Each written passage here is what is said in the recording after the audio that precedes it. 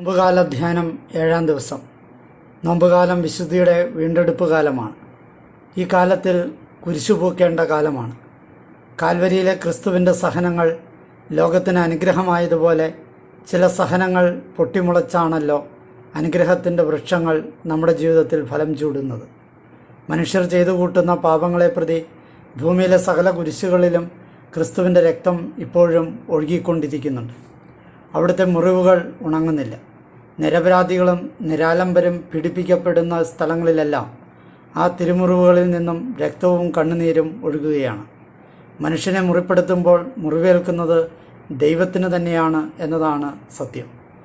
കൂരമ്പുകൾക്ക് സമാനമായ നമ്മുടെ ചില മൗനങ്ങൾ, ചാട്ടുളി പോലെ ഉള്ള നമ്മുടെ ചില വാക്കുകൾ, എത്ര മനസ്സുകൾ ഇതിനകം മുറിവേറ്റുവോ എന്ന് നമുക്കറിഞ്ഞുകൂടാ. ഒപ്പം ദൈവവും.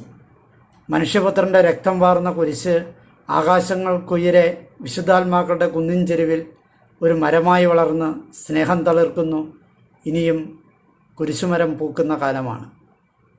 ഏത് മുറിവും സഹിച്ചുകൊണ്ട്, ഏത് അപമാനവും സഹിച്ചുകൊണ്ട്, ചിലപ്പോൾ ഒരിക്കലും തിരിച്ചു കിട്ടുകയില്ലെന്ന് അറിഞ്ഞുകൊണ്ട് നമ്മൾ സ്നേഹിക്കുമ്പോൾ നമ്മുടെ കുരിശിൻ്റെ പിന്നാമ്പുറത്ത് തോൾ ചേർന്ന് ക്രിസ്തു ഉണ്ടെന്ന് തിരിച്ചറിയണം.